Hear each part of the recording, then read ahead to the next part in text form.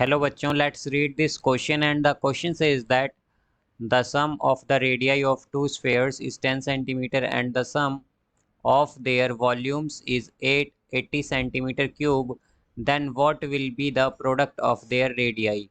Now let's see the options. Option A 1 by 2, option B 58 by 3, option C 79 by 3 and option D 26 into 1 by 3. आइए बच्चों, इस question को यहाँ पर हम सॉल्व कर लेते हैं।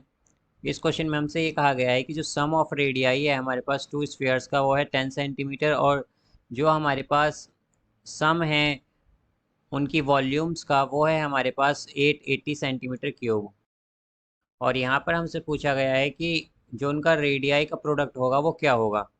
तो इस क्वेश्चन में बच्चों हम की कॉन्सेप्ट यूज़ करेंगे। की कॉन्सेप्ट यहाँ पर हम यूज़ करेंगे volume of spheres. Volume of spheres, spheres, volume of sphere.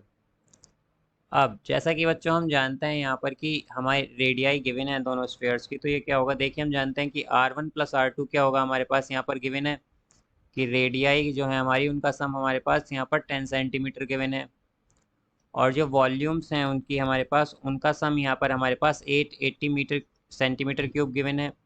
तो ये हम जानते हैं कि वॉल्यूम ऑफ स्फीयर क्या होता है 4/3। तो ये अगर हम रेडियाई 1 वाले की स्फीयर की वॉल्यूम की बात करें तो वो होगा 4πr1 क्यूब और जो अगर रेडियाई 2 वाले की बात करें तो वो होगा 4/3πr2 क्यूब। और ये इक्वल है बच्चों हमारे पास 880 सेंटीमीटर क्यूब के। ये यहाँ पर ये है बच्चों हमारे पास। अब हम इसे और सिंप्लीफाई कर दें थोड़ा तो ये हो जाएगा हमारे पास यहाँ से 4/3πr1 cube plus R2 cube. ये हो जाएगा हमारे पास और ये इक्वल होगा 880 के। अब यहाँ पर से बच्चों हम R1 cube plus R2 cube की वैल्यू निकाल लेंगे। R1 cube plus R2 cube की वैल्यू होगी हमारे पास यहाँ से 880 इंटू 3। अब यहाँ पर बच्चों डिवाइड में हमारे पास आएगा 4 और पाई, तो पाई की वैल्यू होती है हमारे पास 22/7, तो 7 हमारे पास यहाँ पर ऊपर आ जाएगा। तो R1 cube plus R2 cube की वैल्यू आएगी हमारे पास, R2 क्यूब की वैल्यू आएगी हमारे पास 210। ये आ गई है बच्चों।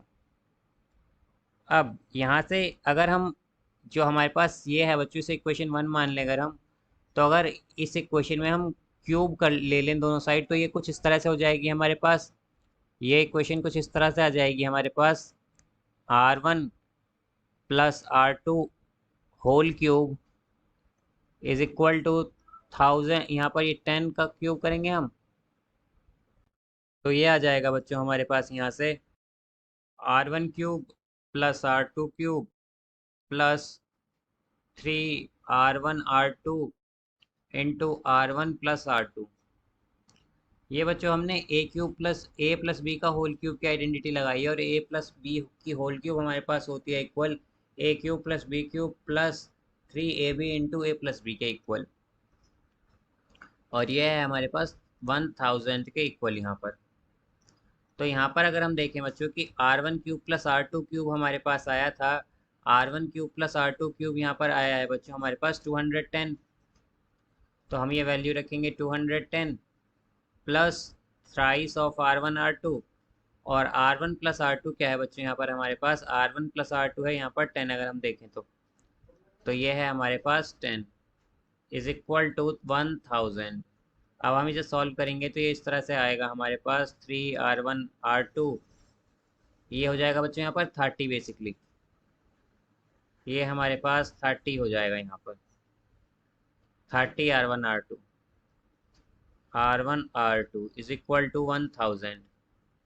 अब यहाँ पर बच्चों हम 30R1R2 को कर देंगे 1000 माइनस 210, तो ये हो जाएगा R1R2 इज इक्वल टू या 30R1R2 is equal to 30R1R2 is equal to ये होगा बच्चों हमारे पास 790 और R1R2 हो जाएगा यहाँ से हमारे पास 790/30 विच इज़ इक्वल्स टू, अगर बच्चों इसे हम थोड़ा मिक्स फ्रैक्शन में लिखें तो ये मिक्स फ्रैक्शन में कुछ इस तरह से आएगा हमारे पास 26 × 1/3 ये हो जाएगा।